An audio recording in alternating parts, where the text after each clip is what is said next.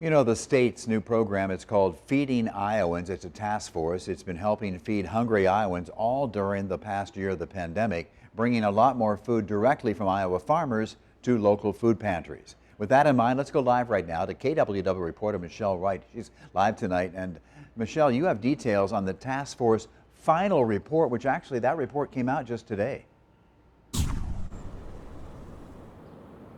That's right, Ron and Abby. Today, the governor thanked the task force members and everyone who was involved in distributing food across the state.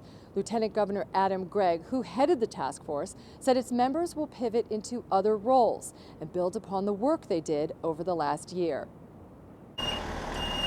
Over the last year, hungry Iowans received 1.3 million pounds of dry foods, like oatmeal, rice, and pasta, and nearly 2 million servings of protein. More than 75,000 Iowans were able to buy fresh produce, with a dollar-for-dollar match with food stamps, all through the task force's various programs. Not only did it make a difference during our pandemic response, it's really prepared our state, I think, to be even more effective at feeding Iowa's hungry, regardless of our circumstances. More than 38 million meals were distributed to hungry Iowans through the governor's allocation of more than $12 million in COVID relief funding to the task force's efforts. But now those task force members will move into more formal roles in emergency response planning with the Department of Homeland Security and Emergency Management, while the state will look at hunger through the broader lens of the health of Iowans. With the release of this report, however, we will be scaling back the efforts of the task force. And I want to be clear, we're not saying that we've solved hunger in Iowa forevermore,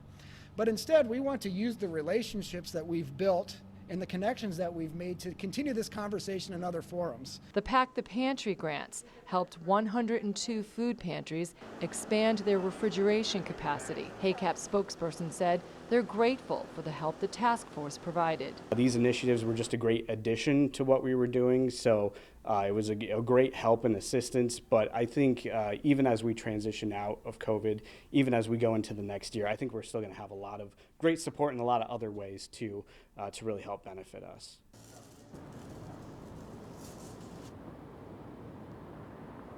And Ron and Abby, Ackman says that federal support ebbs and flows, but community support they get from businesses and local volunteers who stepped up to help during the pandemic and the derecho is something that they can rely on.